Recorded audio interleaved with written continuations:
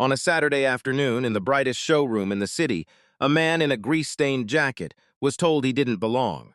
His name was Eli Carter. He stood on polished Italian marble holding his 7-year-old daughter's hand, asking a simple question about a car. And the salesman looked him up and down, leaned in close, and said, loud enough for the whole floor to hear, "Sir, I think you've walked into the wrong building." Around them sat a dozen hypercars, low and gleaming, $2 million each. On the hood of every single one of them was a silver badge shaped like a falcon's wing. That badge was Eli's.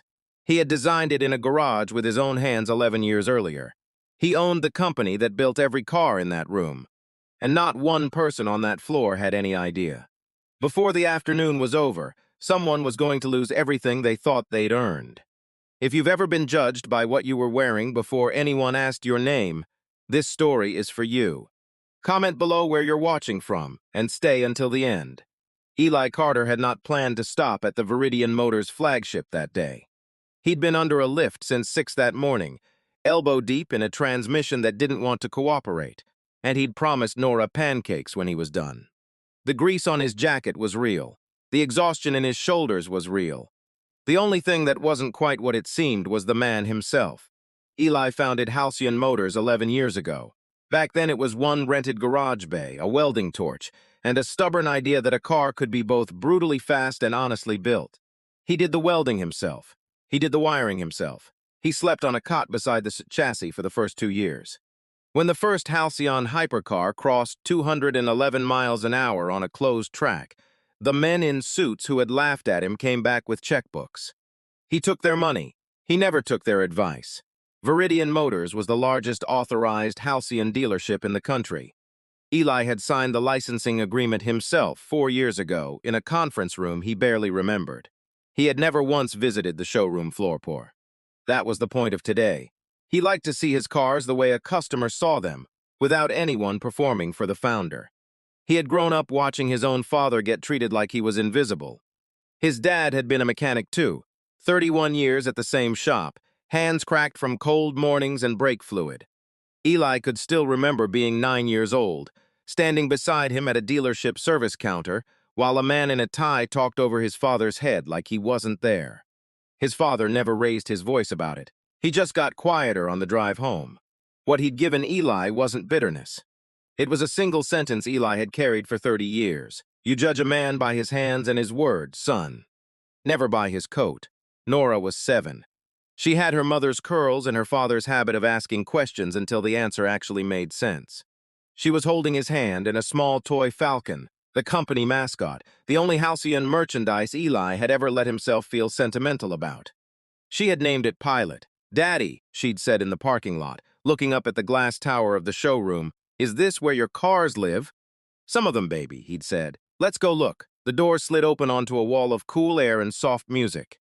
The floor was marble, the kind that's chosen specifically to make footsteps sound expensive. A row of Halcyons sat under directed light, each one roped off like a sculpture. A salesman crossed the floor before Eli was 3 steps inside. His name tag read Trent. He was somewhere in his 40s, in a suit cut to suggest he'd already succeeded at something, with the smooth, automatic smile of a man who'd learned to size up a wallet in under 2 seconds. The smile arrived. Then his eyes landed on the jacket, the boots, the grease, the child with the stuffed bird, and the smile changed its mind. "Can I help you find the exit?" Trent said. Pleasant, almost kind. The cruelty was in how reasonable he made it sound. "I'd like to ask about the GT model," Eli said evenly. "The one in the center." Trent let a small laugh escape. "That's a $2 million vehicle, sir. We do ask that guests on the floor have a verified appointment." He glanced at a couple browsing nearby. Cashmere, good watches, and his voice lifted just enough for them to enjoy it. "Maybe somewhere a little more your speed. There's a used lot about a mile down." A young salesman named Kevin had drifted over, half a step behind Trent. He didn't say anything. He just smiled along, the way people smile when laughing with the powerful feels safer than standing alone. "I only want to ask a few questions," Eli said.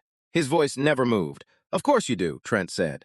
He pulled a tablet from under his arm with theatrical patience. "Tell you what, we require a refundable hold to even sit in the GT. Standard policy. Shall we run a card and we'll see if we're in the right ballpark?" It was a trap dressed as a courtesy, and everyone within earshot understood it. Eli reached into his jacket and handed over a plain black card without a word. Trent tapped it against the reader. The little screen blinked.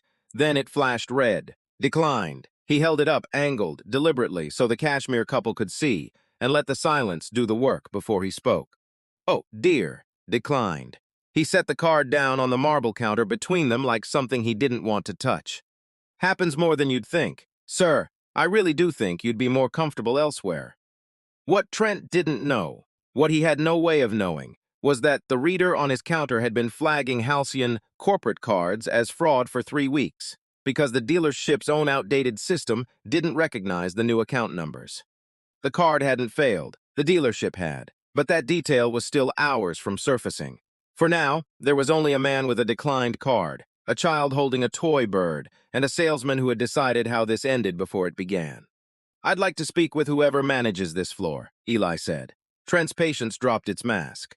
I am the senior associate on this floor, and I've been more than fair.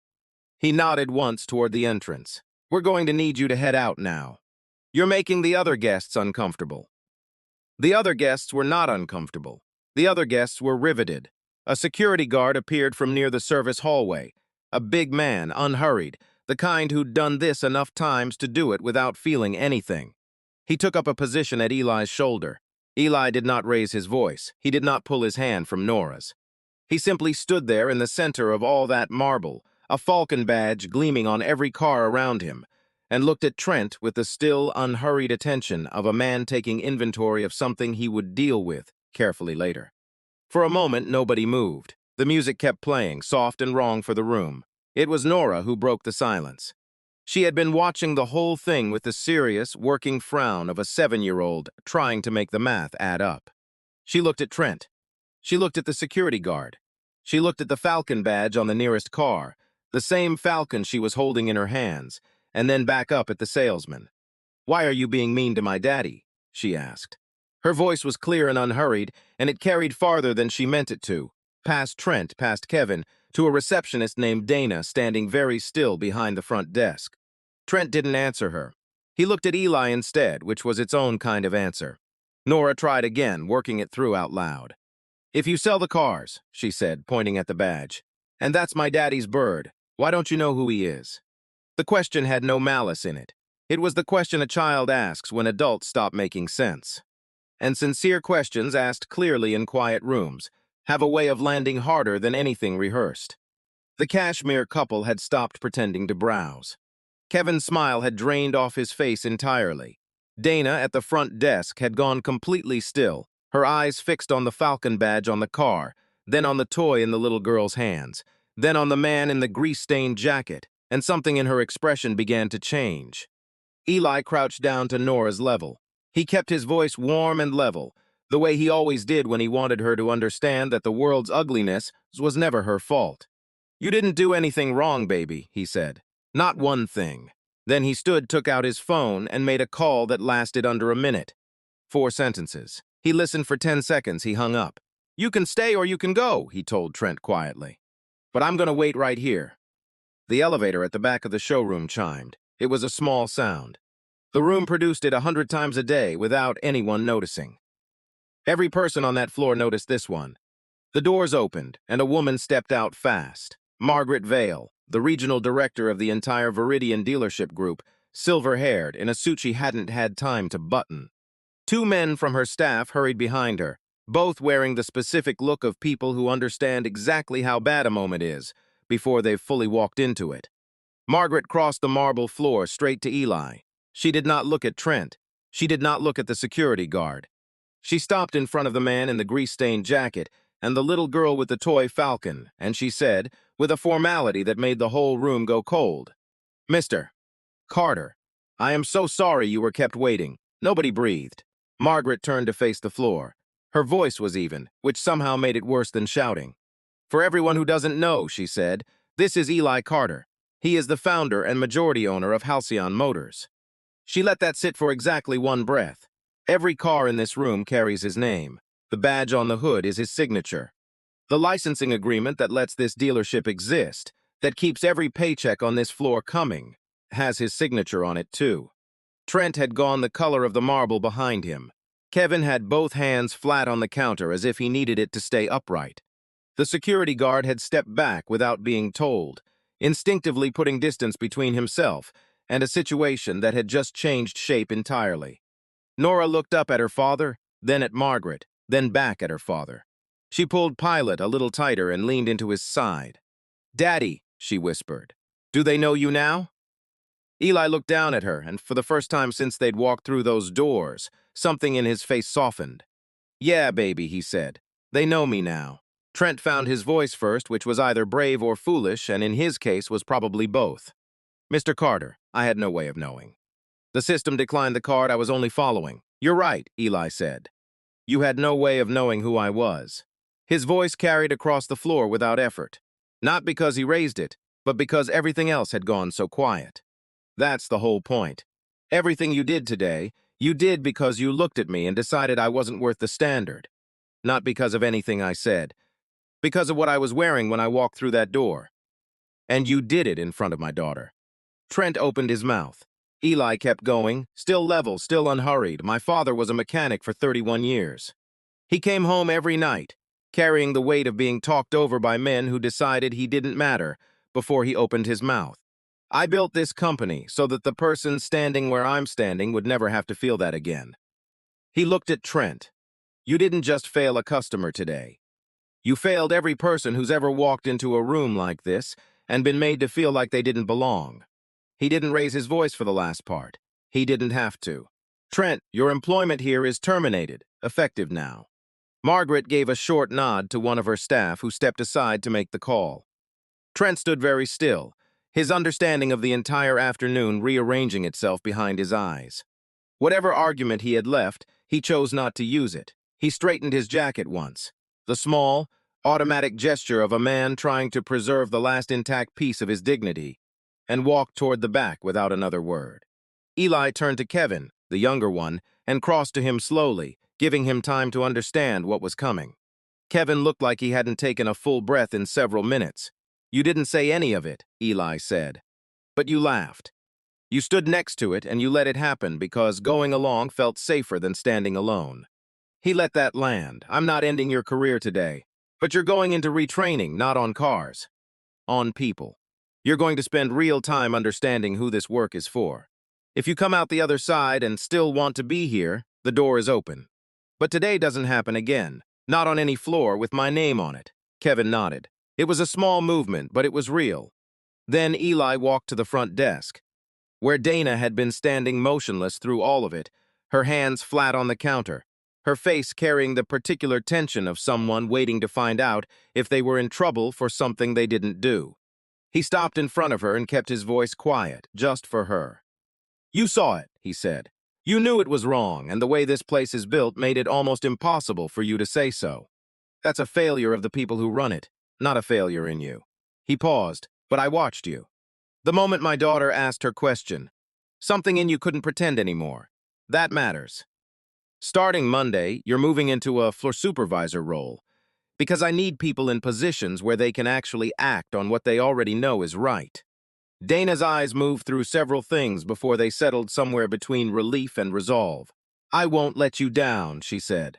"I know," Eli said simply. Eli turned to face the room one last time. The guests who remained were watching him openly now. No pretense, no phones held up, just people waiting to hear what came next.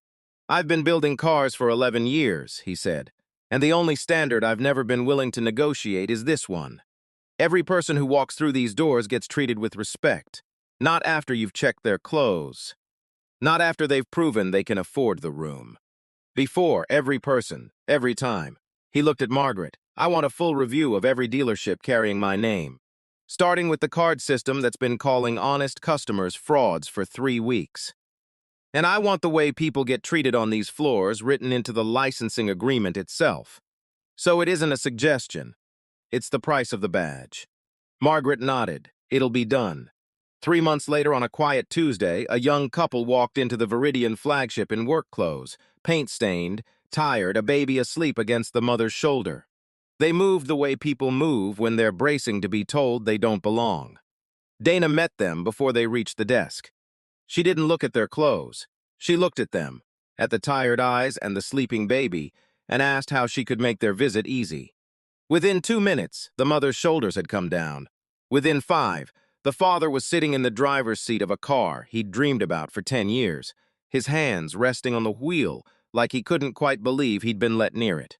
In the corner of the showroom, Eli stood watching, Nora beside him. He'd come for a scheduled visit this time. He was even wearing a jacket without grease on it, though Nora had still brought Pilot. Nora watched Dana lead the young family to the desk. She watched the father laugh at something Dana said. Then she looked up at her dad. "Is that what it's supposed to look like?" she asked. Eli watched the tired couple exhale. He watched the man's hands on the wheel of a car that suddenly felt possible. "Yeah," he said. "That's exactly what it's supposed to look like." Nora considered this with the quiet thoroughness she brought forward to most things. Then she nodded once, tucked Pilot under her arm, and reached up to take her father's hand. He held it, and they stood there together in the showroom he'd built from a single garage bay, watching the place finally become what he'd always meant it to be. A man should be judged by his hands and his word, never by his coat, before he proves anything, before he shows you what he has, before you decide whether he belongs. That's not just good business, that's just what's right. If this story stayed with you, subscribe and stick around. We tell a new one like this every week.